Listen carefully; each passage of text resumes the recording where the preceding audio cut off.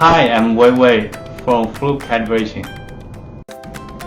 I'm going to show you how to use Fluke 5322A to calibrate the insulation tester function on Fluke 1587.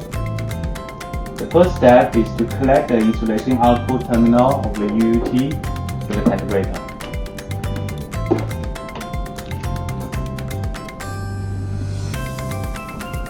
And we will set the calibrator into high ohm output mode.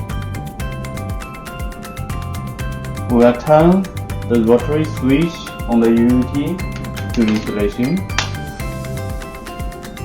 and we select the proper testing range. In this case, we select 500 volt, and by referring to the UUT calibration manual, we will set an output of 450 mega ohm on the calibrator.